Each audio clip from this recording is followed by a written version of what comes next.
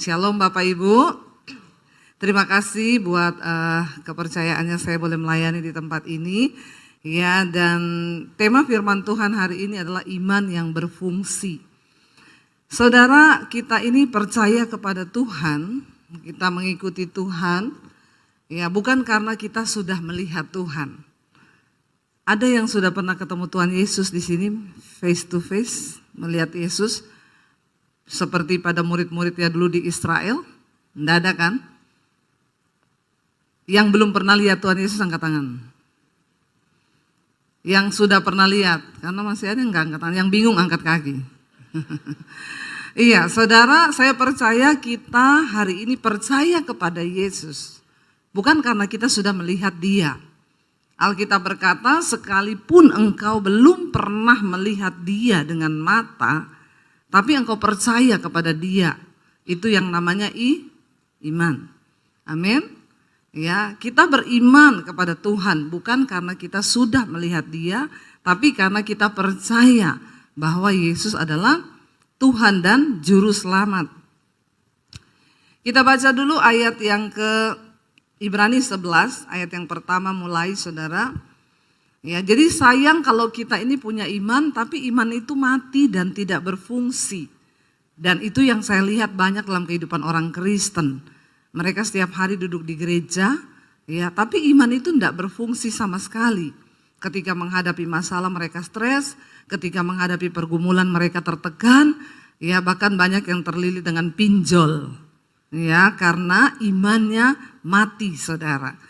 Ibrani 11 ayat yang pertama firman Tuhan berkata begini, iman adalah dasar dari segala sesuatu yang kita harapkan dan bukti dari segala sesuatu yang tidak kita lihat. Sekali lagi kita baca bersama 1, 2, 3. Iman adalah dasar dari segala sesuatu yang kita harapkan dan bukti dari segala sesuatu yang tidak kita lihat. Jadi iman ini luar biasa, karena dalam iman ada dua unsur, harapan dan bukti. Ya, ini susah. Tapi kalau kita sudah mengerti dan mempraktekannya, ini luar biasa, saudara. Di dalam iman ada harapan kita, tapi dalam iman juga ada bukti yang belum kita lihat. Tapi kita percaya, karena itu ya susah-susah gampang memang.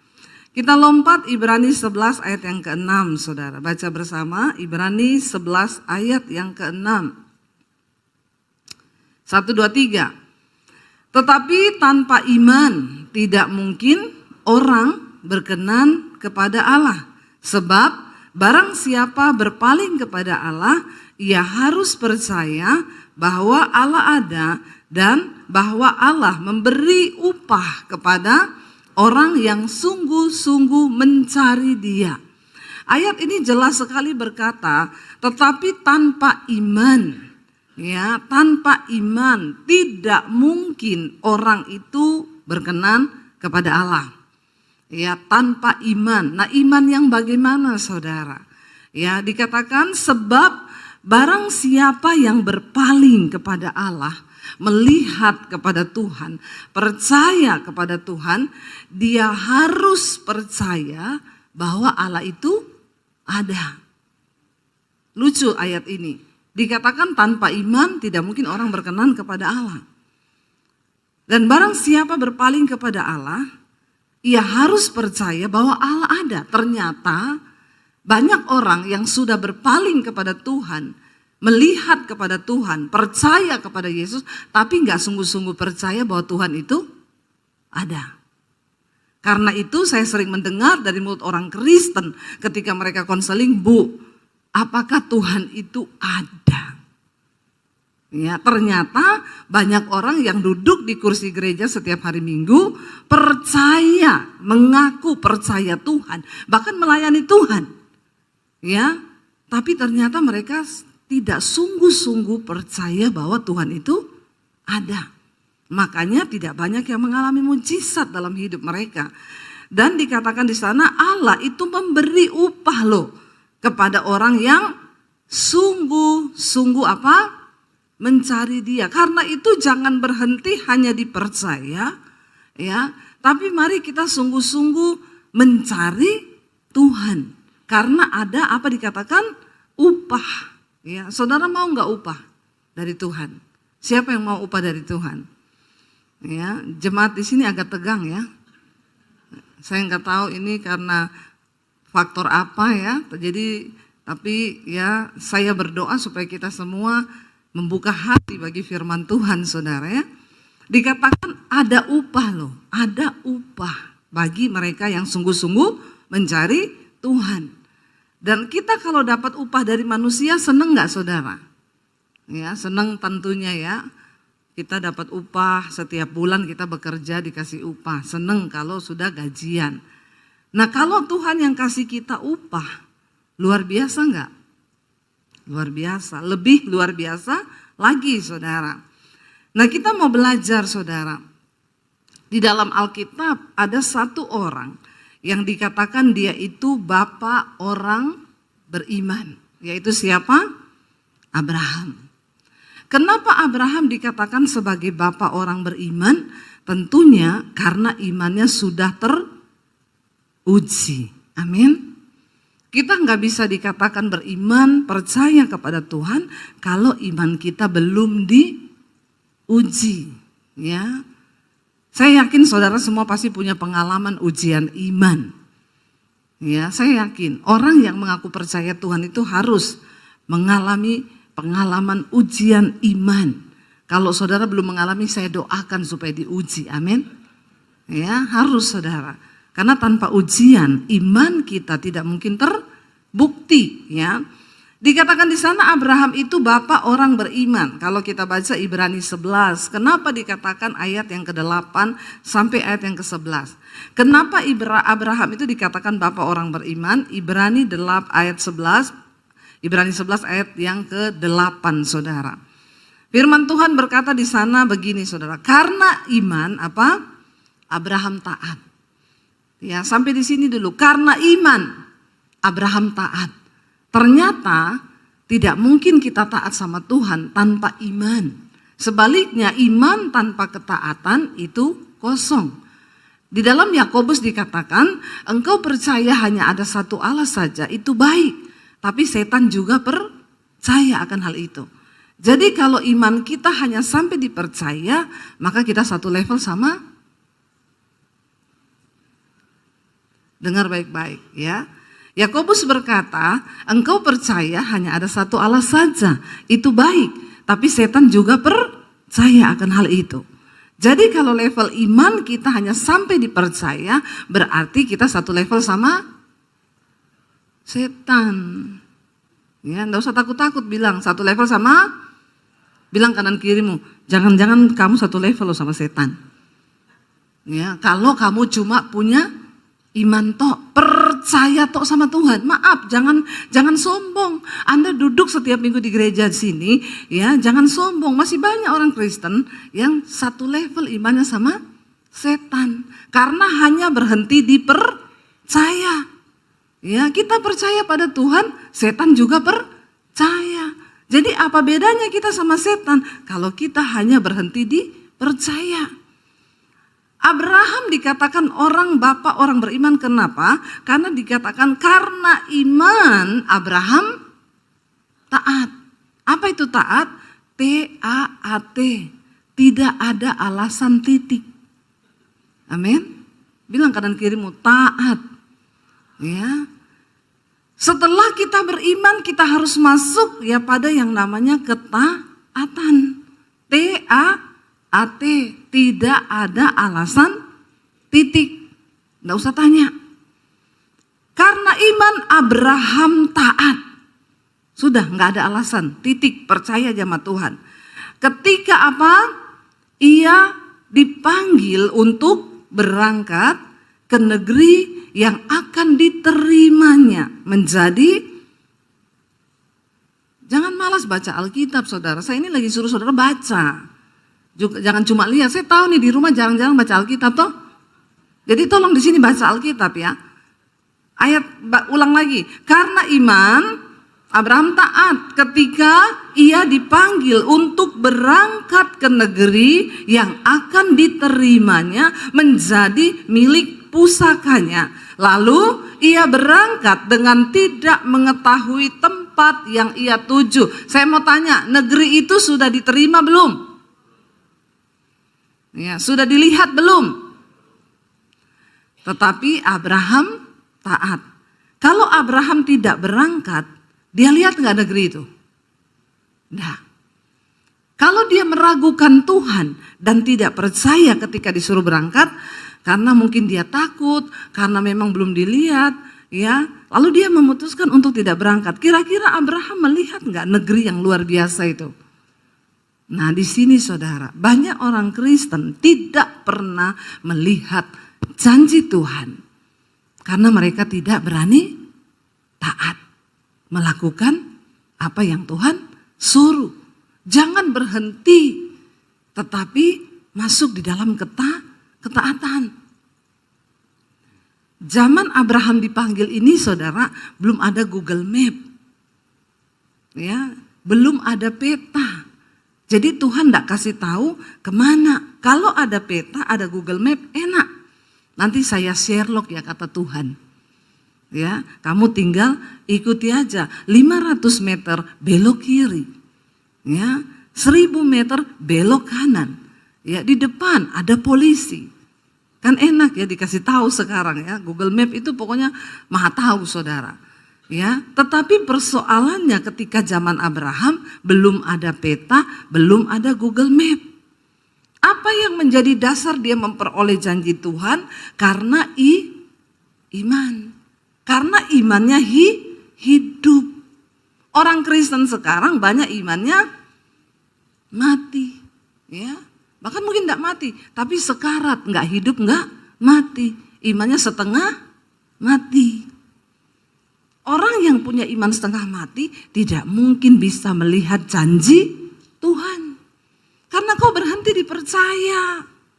Ya, tapi orang Kristen tuh kalau nyanyi itu doa luar biasa. Aku percaya pintu-pintu surga terbuka. Kayak iya oh. Ya, setan yang dengar juga ketawa saudara ya. Maaf aja ya, lu aja nggak taat sama Tuhan. Kok bisa berdoa begitu? Saya suka ketawa kalau dengar orang Kristen tuh doa kayak iya oh. Ya, setan bilang kok kayak iya oh. Ya, doanya itu aku berdoa tingkap-tingkap langit dicurahkan. Aku percaya terobosan dalam bisnisku, terobosan dalam keuanganku. Setan bilang, "Pret, kalau kau berhenti hanya dipercaya, tidak ada ketaatan pada firman, maka imanmu itu tidak mungkin berfungsi, tidak mungkin hidup." Dikatakan karena iman, lalu berangkatlah Abraham ke negeri yang tidak diketahui. Dia pergi ke tempat yang dia tidak tahu. Ikut Tuhan itu ngeri-ngeri sedap. Kita seringkali dibawa ke tempat-tempat yang nggak kita tahu di sana ada apa. Memang uji nyali saudara. Ikut Tuhan itu uji nyali. Ketika saya terima Tuhan Yesus tahun 95, siapa yang udah dengar kesaksian saya di sini? Siapa yang sudah subscribe channel YouTube saya? Yang belum bertobat ya? Tolong subscribe, jangan lupa komen dan share. Saya bertobat tahun 95 ya. Dulunya saya tidak mengenal Tuhan Yesus, tapi saya haji. Lalu akhirnya saya berterima Tuhan Yesus. Waktu itu saya mau bunuh diri, singkat cerita. Ketahuan. Lalu saya disuruh pilih antara keluarga atau Yesus. Papi saya bilang kalau kamu mau tetap jadi Kristen, kamu pilih keluarga atau Yesus. Ya, kalau kamu mau tetap Kristen, tinggalkan rumah ini, tinggalkan keluarga ini. Keluar kamu dari rumah ini, jangan bawa apapun termasuk ijazahmu. Saya melihat kamu keluar dari rumah nggak bawa ijazah, saya mau lihat Yesus kasih makan kamu pakai apa. Saudara, disitulah iman itu harus berfungsi. Saya bersyukur saya menerima Tuhan Yesus itu bukan karena diajak-ajak orang, ya bukan karena apa kata orang, tapi saya mengenal Tuhan Yesus dari pengalaman pribadi saya berjumpa Tuhan secara pribadi. Dan zaman dulu saya kalau ke gereja itu sembunyi-sembunyi, pakai baju senam dari rumah. Dulu saya pelatih senam aerobik sebelum banyak makan ragi seperti sekarang ini. Ya, sudah mengembang ke kanan dan ke kiri. Dulu saya kalau mau ke gereja, saya pakai baju senam, saya bilang saya mau latih senam. Lalu sampai di gereja saya ikut ibadah, saya bawa pulang Alkitab. Di rumah Alkitab tuh setiap hari saya pindah tempatnya, karena saya takut ketahuan. Hari ini di bawah kolong lemari, besok di atas lemari, besok di pakaian, besok di mana, karena nggak main-main. Papi saya itu punya pedang panjang 1,5 meter di bawah kolong tempat tidur, dia punya pistol di lemari, dia punya keris, dia punya samurai. Jadi saya takut kalau sampai ketahuan saya jadi Kristen, papi saya itu udah ngomong, awas ya, kalau sampai kamu karena pergaulan jadi Kristen dan murtad, papi bunuh kamu, jangan bikin malu keluarga. Karena kakek saya itu Ustadz Basir di Poso dulu kepala kantor agama. Lalu saudara, saya diancam, dari masih sekolah dulu diancam, jangan berteman sama orang Kristen. Apalagi pacaran, apalagi kamu nikah sama orang Kristen. Lebih baik papi bunuh kamu. Jadi saya nggak pernah berani deket-deket sama cowok Kristen. Padahal yang ganteng-ganteng tuh cowok Kristen. Yang bertobat. Yang nggak sama aja mirip setan. Lalu saudara, akhirnya saya takut. Tapi itulah Yesus berkata, bukan kamu yang pilih aku, tapi aku yang pilih kamu. Karena anugerah Tuhan. Ketika saya mau bunuh diri lulus SMA, Tuhan tangkap saya, dia selamatkan saya. Lalu saya mengalami perjumpaan pribadi dengan Tuhan. Zaman dulu belum ada YouTube, ya, belum ada handphone. Saya bertumbuh dalam iman hanya di kamar dengan Roh Kudus, ya. Karena saya nggak boleh telepon siapa-siapa, saya takut ketahuan. Tapi memang benar Alkitab berkata, iman itu bertumbuh dari aniaya dan pembacaan firman Tuhan. Orang Kristen sekarang sudah kurang aniaya. Makanya imannya nggak tumbuh. Saya doakan biar saudara teraniaya. Aniaya itu bukan cuma mau dibunuh, bukan. Ya, Anda disakiti mertuamu, nggak bisa balas, itu aniaya. Saudara disakiti orang, saudara nggak bisa balas, itu aniaya. Tapi itu yang bikin iman bertumbuh. Kenapa iman orang Kristen sekarang nggak bertumbuh? Nggak mau yang namanya aniaya. Di rumah tangga aja ada persoalan, pengennya cepet-cepet cerai. Yang masalah dengan anak, mertua, menantu, pengennya putus hubungan biar nggak ada masalah. Akhirnya itulah imannya semua mati. Lalu saudara, saya ketahuan tahun 96 jadi Kristen, lalu saya diusir dari rumah tanpa bawa ijazah. Saya keluar dari rumah itu bukan mulai dari nol, dari minus, karena saya nggak tahu mau mengapain. Saya nggak bisa cari pekerjaan. Ya, jadi disitulah iman itu mulai hidup. Seringkali kesulitan, keadaan, rasa tertekan itu mengaktifkan iman kita. Ya, makanya jangan cepet-cepet cari pertolongan sama yang lain.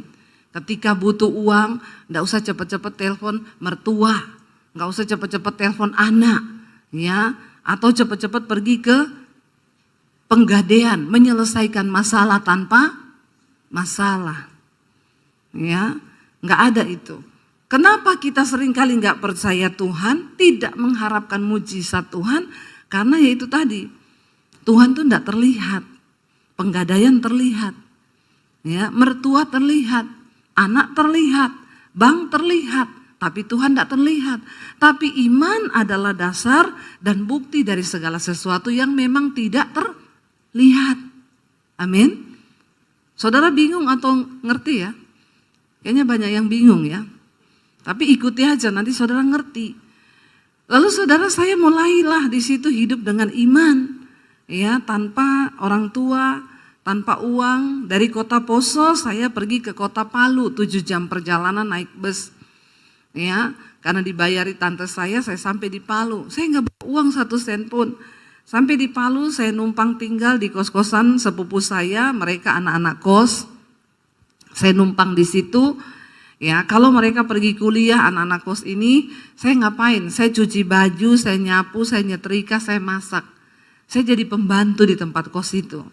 Ya, dan itu nggak pernah saya lakukan di rumah orang tua saya. Karena di rumah orang tua saya banyak pembantu. Tapi itulah iman. Seringkali kita dibawa ke tempat-tempat yang kita tidak mau, yang kita tidak inginkan. Abraham, dia bisa saja memilih, saya sudah enak di sini. Ya, di rumah keluargaku, aku tinggal terusin usaha bapakku, ya, tinggal terima warisan, udah beres semua. Tapi Tuhan itu tidak seperti itu. Tuhan ingin engkau mengalami dia secara pribadi. Supaya engkau bisa cerita bahwa kau punya Tuhan yang hidup. Amin. Lalu 1 tahun saya diproses sama Tuhan untuk dihancurkan karakter saya. Karena dulu saya sombong, saya angkuh, saya orangnya ya egois. Jadi dihancurkan jadi pembantu, mau hancur, mau apa lagi? Mau sombong apa? Di situ saya baru mengerti ayat firman Tuhan yang Rasul Paulus katakan, aku hidup, tapi bukan aku lagi yang hidup, melainkan Kristus yang hidup di dalamku. Kita nggak punya lagi hak untuk bela diri, untuk apa, nggak ada. Saya direndahkan serendah-rendahnya, tapi Tuhan tidak bisa mengangkat kita kalau kita belum direndahkan. Karena memang kita ini lahir sudah punya bakat sombong. Ya, ada yang bilang, memang Bu orang kaya-kaya itu sombong. Jangan salah, miskin sombong juga banyak. Ya, bukan cuma kaya yang sombong, miskin. Artinya apa saudara? Memang semua manusia terlahir dengan sifat sombong. Tapi Alkitab berkata Tuhan menentang orang yang sombong. Tapi dia mengasihi orang yang rendah hati. Bagaimana kita bisa rendah hati? Harus dihancurkan. Bilang kanan kirimu, enggak usah sombong. Ya, jangan sombong, tapi harus mau dibentuk Tuhan. Saya doakan nih yang masih sombong-sombong biar dihancurkan Tuhan. Ya, kalau kita sudah dihancurkan Tuhan tuh enak saudara. Mau diapain aja kita puji Tuhan dan Tuhan suka orang-orang yang seperti itu. Lalu saudara akhirnya saya masuk sekolah Alkitab di Makassar dan dari situlah saya memulai kehidupan pelayanan di dalam Tuhan sampai hari ini. Apakah saya pernah mengalami kesulitan? Sepanjang pelayanan saya sulit terus. Karena memang ikut Tuhan itu tidak enak. Siapa yang bilang ikut Tuhan Yesus enak? Angkat tangan, coba. Ikut Yesus enak atau tidak? Bingung kan? Banyak orang Kristen yang bingung hari-hari ini. Ya, siapa yang bilang ikut Yesus enak? Siapa yang bilang ikut Yesus tidak enak? Siapa yang bingung? Angkat kaki. Bingung semua. Ikut Yesus itu tidak enak. Kalau kau bilang ikut Yesus itu enak, berarti kau belum sungguh-sungguh ikut Yesus. Orang yang sungguh-sungguh ikut Kristus, ikut Tuhan, itu akan berkata, tidak enak. Kenapa? Ada daging yang harus dihancurkan. Ada ego yang harus dimatikan. Ada kesombongan yang harus direndahkan. Dan ikut Tuhan itu tidak enak. Orang memperlakukan kita tidak adil. Kau tidak boleh balas. Enak enggak? Pengennya balas. Kalau bisa 7 kali lebih. Tapi Tuhan bilang tidak boleh. Ya, kalahkan kejahatan dengan kebaikan. Itu tidak enak saudara. Siapa bilang enak? Ya, jangan mengutuk orang yang membenci dan menganiaya kamu, tapi berdoa, mintalah berkat bagi orang itu. Enak enggak? Ya, ada yang bilang enak, pret.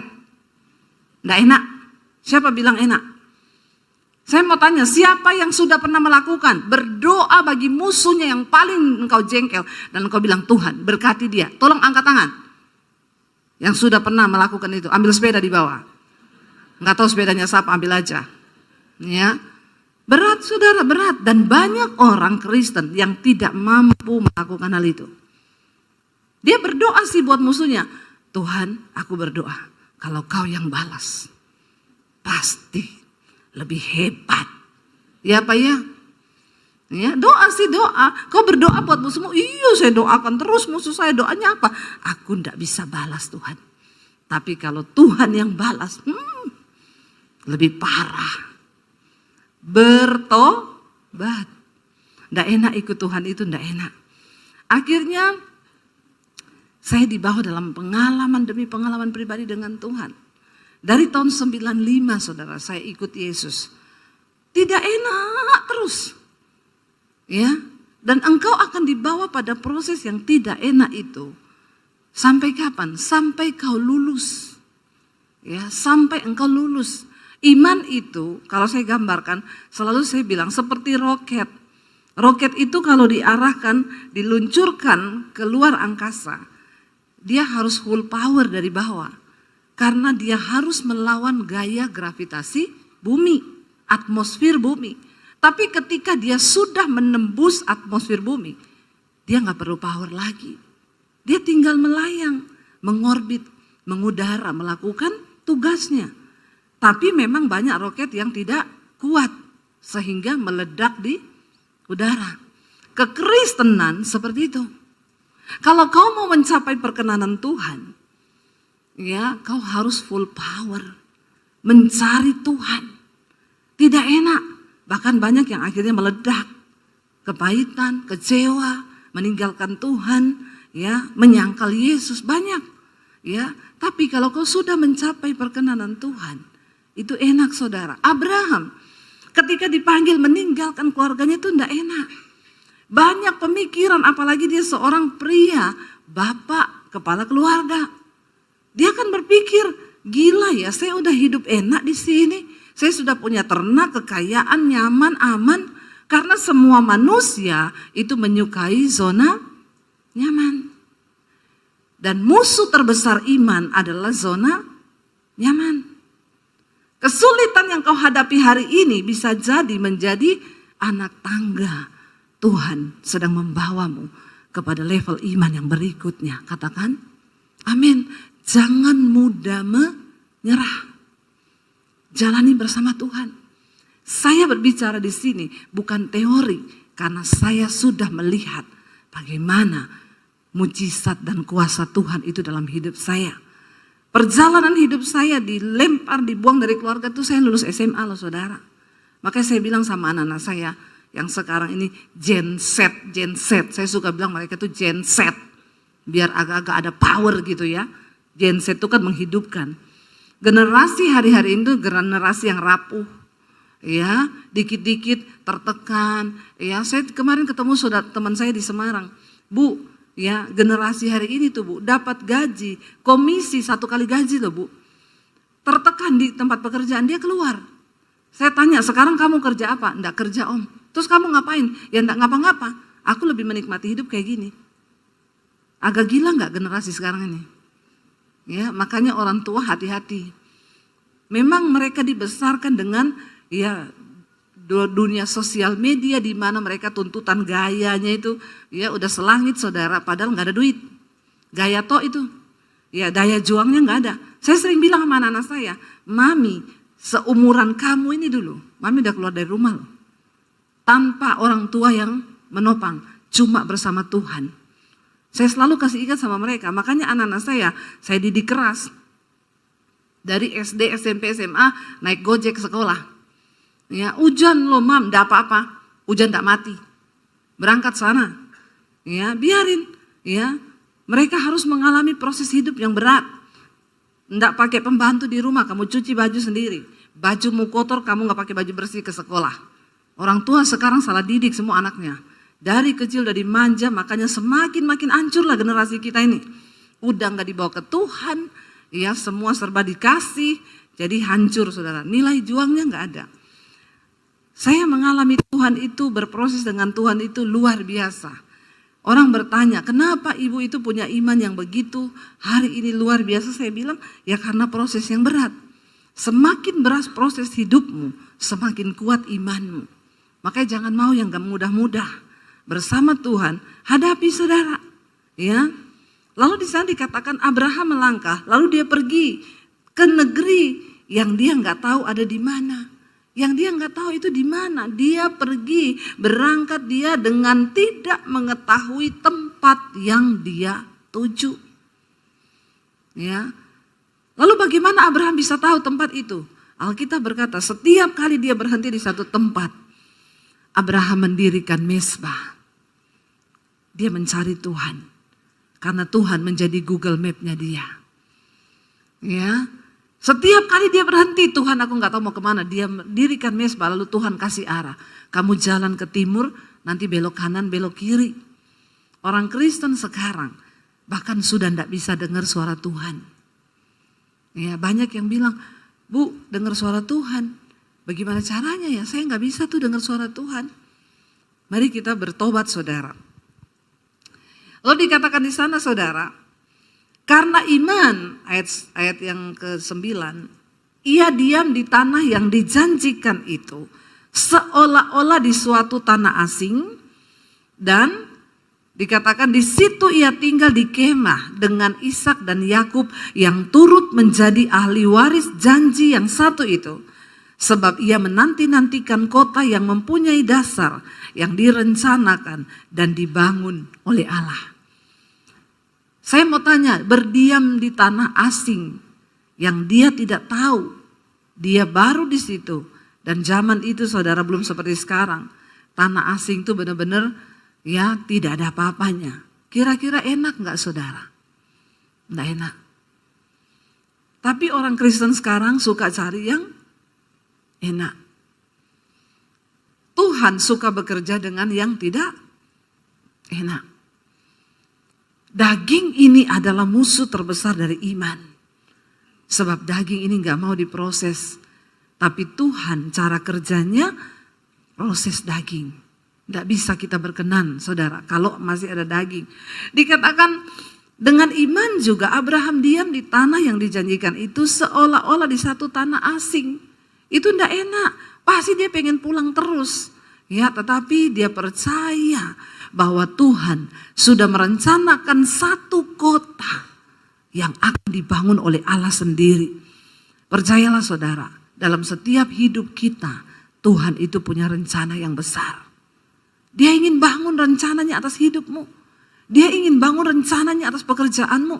Dia ingin bangun rencananya atas pelayananmu. Dia ingin bangun rencananya atas anak-anak kita. Dia ingin bangun sesuatu yang besar dalam hidup kita. Sebab kita punya Tuhan yang besar. Rencananya itu besar. Tapi kenapa tidak terjadi? Karena kita nggak mau bayar harga. Kita nggak suka dengan ketidaknyamanan. Kita suka dengan kenyamanan. Dan kita nggak mau taat. Karena yang menurut kita itu tidak enak. Tapi tidak ada saudara janji Tuhan yang didapatkan dengan begitu saja. Kenapa nama-nama tercatat di Alkitab? Yusuf, Daud, Paulus. Karena mereka adalah orang-orang yang membuktikan perjuangan iman mereka. Dan mereka keluar sebagai pemenang-pemenang. Enggak ada cerita Alkitab yang enak. Ya, tidak ditulis begini, maka mimpilah Yusuf. Ketika Tuhan memberi mimpi kepada Yusuf, Tuhan akhirnya Yusuf cerita kepada saudara-saudaranya. Lalu saudara-saudaranya akan membunuh Yusuf. Lalu Tuhan kutuk saudara-saudaranya mati semua. Begitu ceritanya? Kagak. Ceritanya saudara-saudaranya ambil Yusuf, mereka mau bunuh, mereka ikat, lalu mereka buang ke sumur. Kok kelihatannya rencana Tuhan begitu ya? Kok kelihatannya Tuhan jahat ya? Kok kelihatannya orang yang berkenan kepada Tuhan itu seolah-olah disiksa, dianiaya, direndahkan, ya? Sebab tidak pernah akan ada kemuliaan tanpa salib. Ya kan bisa Tuhan bikin ketika keluarganya mau bunuh dia, tiba-tiba halilintar datang, lalu menyambar keluarganya mati semua. Kan kita lebih suka ya nonton yang kayak begitu, ya Pak ya? Ya kita banyak nonton film yang selalu pemeran utamanya itu menang, ya. Tapi Tuhan cara kerjanya nggak begitu. Dan yang masalah di sini Tuhan nggak kasih tahu sama Yusuf tentang rencananya. Tuhan cuma kasih dia mimpi. Coba kalau Tuhan kasih tahu sama Yusuf, Yusuf tenang, aku akan kasih kau mimpi. Nanti ketika kau cerita mimpi itu, keluargamu iri, lalu mereka mau bunuh kau. Tapi tidak usah takut, nanti kau akan dibuang ke sumur, lalu akan ada saudagar yang ambil kau dari sumur. Lalu dia bawa kau ke Mesir, sampai di Mesir nanti kau jadi budaknya. Lalu kau akan diangkat di rumah Potifar. Setelah itu istri Potifar akan ganggu kau. Tapi tenang Yusuf, memang kau akan dipenjara. Tapi justru di penjara itulah kau akan ketemu dengan pencampur minuman raja. Karena penjara akan menjadi jalan bagimu untuk bisa masuk ke istana Raja Fir'aun. Tuhan kasih tahu gitu enggak? Kalau dikasih bocoran, enak enggak? Enak toh? Yusuf akan yes, kapan aku di penjara ya? Kapan ya? Kok belum ya? Kok belum difitnah ya? Kok belum digoda ya sama istri Potifar? Itu yang namanya iman. Percaya saja bahwa apa yang Tuhan buat di hidup kita itu indah. Masalahnya memang di sini Tuhan sama manusia itu beda tipis. Tuhan maha tahu, manusia sok. Bilang kanan kirimu, jangan sok tahu. Ya, ini nggak enak nih, males saya, nggak mau saya jalani. Kenapa? Nggak enak. Tuhan itu suka yang tidak enak. Ya, Tuhan nggak kasih tahu sama Yusuf. Tuhan gak kasih tahu sama Daud ketika dia mau dibunuh sama Saul. Tuhan gak kasih tahu endingnya. Tapi orang-orang ini tercatat namanya di Alkitab. Karena dengan iman mereka percaya bahwa rancangan Tuhan tidak pernah gagal. Dengan iman mereka percaya bahwa rancangan Tuhan tidak pernah salah. Sekalipun berurai air mata, sekalipun berat, sekalipun sakit, ada daging yang tergoyang, ada ego yang dihancurkan, itu tujuan Tuhan. Kenapa masalah diizinkan terjadi? Supaya kau benar-benar menyerah dan pasrah kepada Tuhan. Tuhan gak kasih tahu Abraham endingnya bakal seperti apa. Ya, tetapi Abraham percaya ada satu kota yang akan dibangun oleh Allah dan itu masuk dalam rencana Tuhan atas kehidupannya saudara. Percayalah apa yang kau hadapi hari ini itu ada rencana Tuhan yang indah saudara. Ya dikatakan di sana ayat yang ke-11, coba kita baca Ibrani 11 ayat 11. Karena iman, ia juga dan Sarah beroleh kekuatan untuk menurunkan anak cucu walaupun usianya sudah lewat. Karena ia menganggap dia yang memberikan janji itu setia. Secara manusia Abraham sudah tua, istrinya sudah menopause, tidak mungkin bisa punya anak. Tapi satu hal yang mereka percaya, bahwa Tuhan yang berjanji itu adalah Tuhan yang setia. Saudara, saya mau tutup dengan kesaksian. Setelah pandemi terjadi, saya dan suami ya, ketika pandemi datang, uang kami di rekening mungkin 10 juta saja. Dan kami benar-benar hidup full melayani Tuhan. Kami hidup dari pelayanan, tapi kami bukan full time, jadi nggak ada yang gaji. Gajinya itu dari Tuhan. Ketika pandemi datang dengan uang 10 juta, kami harus bertahan di Jakarta dengan 3 anak. Saya bilang sama suami, kita jangan salahin Tuhan. Apapun yang terjadi, kita percaya bahwa rencana Tuhan itu indah. Yang terburuk, kita jual rumah, kita jual mobil, kita pulang ke Solo. Saya bilang, kita harus bersyukur loh, karena ada mobil yang bisa dijual, ada rumah yang bisa dijual. Dulu kan kita nggak punya apa-apa yang bisa dijual, ya. Sekarang punya, ya. Saya tidak punya investasi emas, ya, nggak punya investasi dolar, nggak ada, ya. Saya punya emas 80 kilo tuh Mas Daniel suami saya, tapi nggak laku dijual, dan memang tidak dijual nih koleksi pribadi. Jadi waktu itu saya bingung, tapi saya bilang kita bersyukur, jual mobil, jual rumah, kita balik ke Solo. Tapi saya percaya, saya bilang nggak ada yang tahu lah rencana Tuhan di dalam pandemi ini. Bahkan anak saya bilang, Mam aku mau kuliah loh. Aduh, kita ini makan aja nggak tahu bisa atau tidak, kau lagi pikir kuliah nak, nggak usah kuliah nak, itu tidak menentukan masuk surga. Nggak usah ya. Saya bilang, tapi kalau Tuhan berkehendak bisa. Dan puji Tuhan kemarin anak saya lulus. Sudah lulus ya sejak dari pandemi. Kok nggak ada yang wow ya? Wow dong. Tolong agak-agak responsif sedikit ya. Lalu saudara akhirnya di tengah masa pandemi saya nggak tahu. Jadi ternyata 2 tahun sebelum pandemi datang 2018 itu Tuhan tuh bicara kepada saya. Saudara percaya Tuhan masih bicara? Jangan jadi Kristen kalau kau enggak percaya Tuhan bicara ya. Tuhan kita hidup loh. 2018 Tuhan itu bilang sama saya, cepat ambil alih dunia media untuk Injil. Karena aku akan memberikan kepada kamu tuaian bangsa-bangsa, bahkan berkat bangsa-bangsa. Saya waktu doa itu saya terima kata-kata itu dalam hati saya kok agak alay lebay ya. Tuaian bangsa-bangsa, berkat bangsa-bangsa. Kita di Jakarta aja pelayanan gini-gini tok. Tapi saya bilang sama suami saya bilang, ya kalau media itu berarti TV. Kita pergilah ke salah satu TV swasta, ada teman saya bekerja di sana. Saya tanya, kalau kami mau siaran di sini bisa enggak? Oh bisa, 1 kali syuting itu 6 juta di studio kami, dan ibu harus bikin minimal 10 episode. Jadi 60 juta.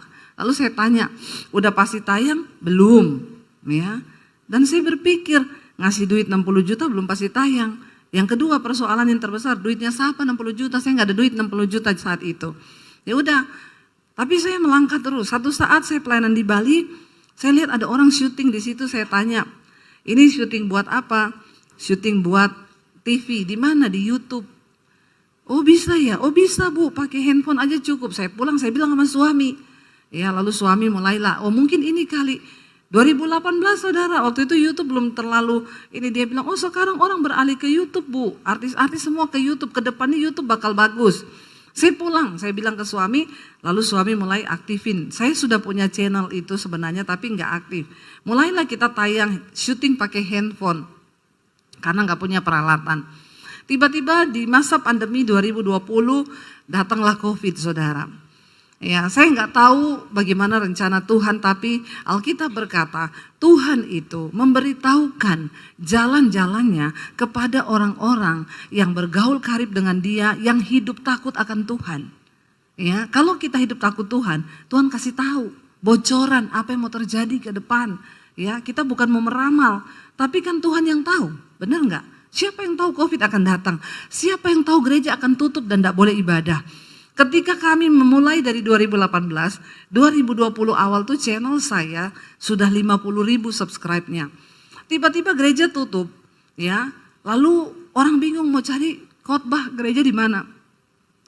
Kami sudah ada di YouTube. Ya, tiba-tiba channel saya selama pandemi naik 1 hari, nambah 1.000 subscribe setiap hari. Kok nggak wow ya? Wow dong. Setiap hari nambah 1.000, padahal YouTube bilang kalau ada channel yang nambahnya itu 1.000 seminggu, itu hacker. Lah punya saya dihacker sama malaikat, sehari 1.000. Ya hari ini hampir 800.000, puji Tuhan. Saya berdoa tahun ini 1 juta saudara. Apa yang gak pernah kita pikir, tiba-tiba dari situ saya melihat benar saudara. Ketika orang gak boleh bergereja, ya lalu semua ya saya tuh melihat ya tiba-tiba berkat tuayan bangsa-bangsa itu tadi yang Tuhan ngomong benar. Ya, lalu orang dari Amerika, orang dari mana-mana itu dengar. Dan saya mulai bertanya sama Tuhan, Tuhan kami ini sudah diberkati. Di tengah masa pandemi saya nggak jadi jual rumah, saya malah beli rumah. Wow ya, bukan cuma Atta Halilintar. Saya beli rumah 2, 1 buat studio, 1 buat tinggal, jadi sebelahan. Ya, bahkan di tengah masa pandemi kami bangun puluhan gereja di desa-desa. Ya, Tuhan izinkan kami menopang beberapa hamba-hamba Tuhan di desa-desa saudara. Lalu ketika semua sudah berjalan seperti sedia kala, saya tanya sama suami, kita nih mau kemana pelayanan kita ke depan? Beberapa hamba Tuhan yang ketemu kami, Bu, buka gereja. Sudah waktunya Ibu buka gereja. Bahkan jemaat itu pada nanya, Bu, kapan Ibu buka gereja? Saya mau pindah ke gereja Ibu. Ya sekarang kan ya bukan mencari jiwa, gampang mencuri jiwa toh. Buka gereja curi-curi jiwa banyak. Lalu saya bilang sama Tuhan, teman-teman hamba Tuhan buka bu, nanti di bawah saya otonom begini segala macam. Saya bilang maaf Pak, saya ini tidak mau melakukan apa yang manusia suruh. Tapi saya harus tanya sama Tuhan, apa yang Tuhan mau untuk kami lakukan. Lalu kami berdoa saudara, lalu Tuhan tuh kasih satu visi.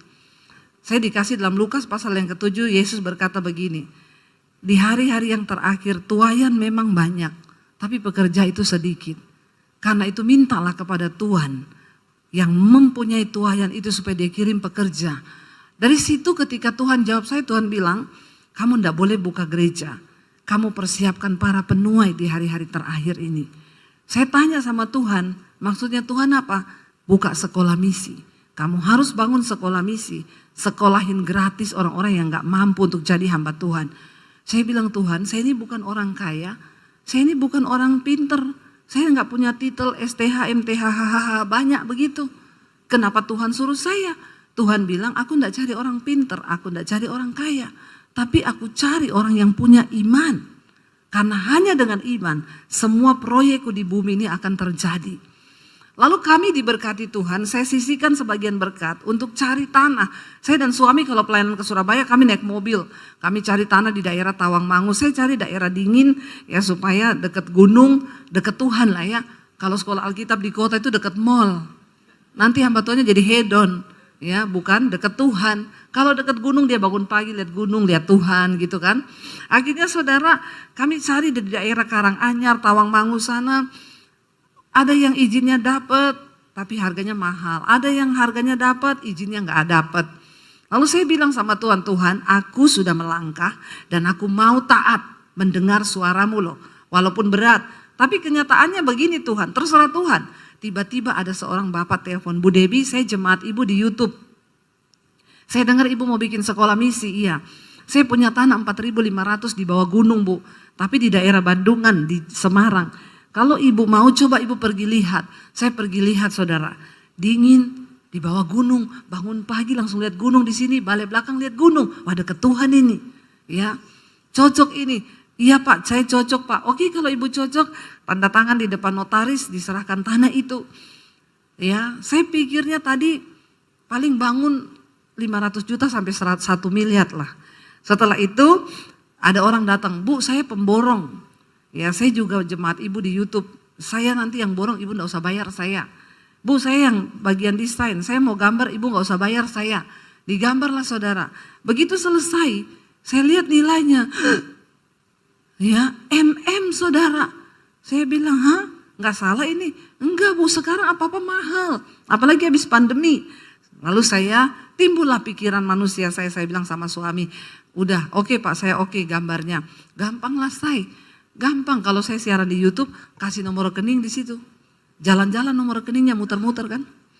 Ya saudara, pembangunan sekolah misi sudah dimulai, saudara bisa menabur ke rekening ini. Ya, suruh jalan-jalan tuh nomor rekening, muter-muter sampai orang pusing lihatnya kan. Ya, lalu suami satu saat tanya, mana nomor rekening yang mau ditaruh? Saya sudah mau tayangkan ini. Saya bilang tunggu saya tanya Tuhan lagi deh. Waktu saya berdoa Tuhan bilang, silakan kamu taruh nomor rekening itu di layar YouTube, tapi aku ndak ikut. Karena kamu sudah seperti Daud yang mencoba menghitung kekuatannya. Mencoba menghitung pasukannya. Padahal Daud tahu dia menang bukan karena kekuatan pasukannya. Tapi karena aku, tangan Tuhan. Kalau kamu taruh nomor itu di YouTube, mungkin kamu dapat sejumlah uang yang kamu butuhkan. Tapi aku gak ada di dalamnya. Saya bilang sama suami saya, nggak usah taruh nomor rekening, nggak usah. Karena kita sudah komitmen dari dulu tidak bakal taruh nomor rekening di layar YouTube sampai hari ini. Saya bilang, kalau kita taruh Tuhan tidak ikut, buat apa kita bangun gedung besar kalau Tuhan gak ada di dalamnya? Sekarang banyak orang bangun gedung besar tapi gak ada Tuhan. Karena bukan kehendak Tuhan, tapi kehendaknya sendiri. Lalu saudara saya bilang sama suami, tidak usah. Lalu kami mulai berjalan. Saudara tahu, pembangunan pertama, pemborong bilang, Bu tanggal sekian kita peletakan batu pertama, ibu bisa datang, tolong bawa uang pertama 400 juta saja dulu Bu. Oke, saya bilang sama suami, di tangan saya ada uang cash 150 juta, nanti kalau mau pergi kita mampir di rekening, kita ambil di bank, kurang 250 juta. Saudara, 2 hari sebelum ke Bandungan, Semarang, ada ibu telepon saya, Bu Debbie, saya boleh main ke rumah ibu enggak? Kenapa? Saya mau antar es krim buat ibu. Oh iya, ya udah kalau mau ngantar es krim saya kasih alamat, dia datang bawa es krim. Bu ini es krim buatan saya, enak banget ibu coba, kalau mau minta lagi nanti saya kasih. Saya bikinin. Bu ini ada berkat, saya disuruh Tuhan gak tahu, pokoknya Tuhan suruh saya datang ke ibu 50 juta Tuhan suruh saya kasih ke ibu. Oh iya terima kasih Bu, kami gak pernah ngomong ke siapapun, kami gak ngomong, cuma Tuhan yang tahu. Akhirnya saya bilang berarti kita tinggal ambil 200 juta, besok aja kalau mau berangkat. Sehari sebelum kami ke Semarang, ada orang telepon, Bu saya dari Kanada, saya disuruh Tuhan ketemu ibu. Saya mau ketemu ibu, enggak bisa Pak, saya enggak ada waktu, besok saya harus berangkat ke Semarang, ke Bandungan. Please Bu, di dekat rumah ibu aja lah, ketemu di Starbucks apa di mana, sebentar aja, penting. Kami ketemu, akhirnya saya kasih waktu, oke ketemu. Waktu ketemu dia ngobrol banyak, dia diberkati lewat channel YouTube saya, dipulihkan. Bu, sudah 3 bulan ini saya tahan. Tuhan suruh saya kasih berkat ini sama ibu. Ini ada uang 200 juta. Saya nggak tahu Tuhan mau suruh apa, tapi ini Tuhan suruh saya kasih. Jadi saudara, saya akhirnya hari itu benar-benar membawa uang ke sana peletakan batu pertama 400 juta. Dan Tuhan tuh bilang begini, kalau kamu taruh nomor rekeningmu di YouTube, kamu nggak akan lihat hal ini terjadi. Saudara tahu waktu pembangunan orang WA saya, Bu, saya dengar sudah mulai pembangunan, saya boleh sumbang material gini-gini, hubungi nomor pemborong saya. Ini nomornya, silakan tanya alamatnya. Bu, saya dari pabrik cat, mau sumbang cat, apa yang dibutuhkan, hubungi nomor pemborong saya. Tanya dia alamatnya di mana. Saya nggak pernah tahu orang-orang itu siapa, dan saya tidak mau tahu. Saya nggak mau iman saya bergantung kepada manusia. Tiba-tiba saudara dari sini telepon, dari sini pabrik kasur, Bu, saya yang punya pabrik kasur, ibu butuh kasur berapa? Nanti saya siapin. Oh iya, ini alamatnya, dikirim aja ke sana. Furniture, saudara, Bu, saya pabrik furniture, saya mau sumbang semua furniture yang ibu butuhkan. Saya bilang, oh iya, nanti boleh kirim ke alamat sini.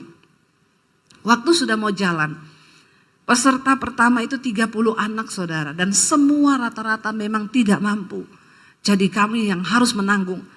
Untuk tiket mereka datang dari Papua, dari NTT, dari Ambon, dari mana-mana saudara. Ya, tapi Tuhan tuh luar biasa. Waktu staf saya di sekolah bilang, Bu, kita meeting sebentar. Saya mau kasih tahu ibu, pengeluaran setiap bulan untuk 30 anak itu sekian ratus juta. Saya lihat, ih banyak juga ya. Iya Bu, mereka makan 3 kali. Dan ini orang luar pulau, makannya banyak. Ya. Lalu saudara, ya sudahlah, ya jalan dengan iman. Saudara tahu ketika berjalan, saya nggak tahu. Pabrik tahu, Bu, saya tiap 2 minggu sekali kirim tahu. Pabrik tempe, Bu, saya setiap kali 2 minggu sekali kirim tempe. Bu, saya yang punya peternakan ayam, setiap 2 minggu sekali saya kirim telur ayam itu 2 peti. Ya, sayur datang, semua datang. Sampai kadang kita kelabakan harus bagi ke panti asuhan karena takut busuk saudara. Beras berkelimpahan. Sampai hari ini kemarin saya baru pulang dari Bandungan peresmian untuk angkatan kedua. Sudah lulus angkatan yang pertama, sekarang masuk angkatan yang kedua. Saya cuma mau bilang sama saudara, saya tidak berteori. Tuhan yang Abraham sembah, Tuhan yang saya sembah, Tuhan yang saudara sembah, Tuhan yang sama. Kalau hari ini pelayanan kami bisa menjadi dampak yang begitu Tuhan pakai dengan luar biasa, itu bukan karena saya hebat. Karena Tuhan kita Tuhan yang hebat. Amin saudara. Mari kita bangkit berdiri bersama.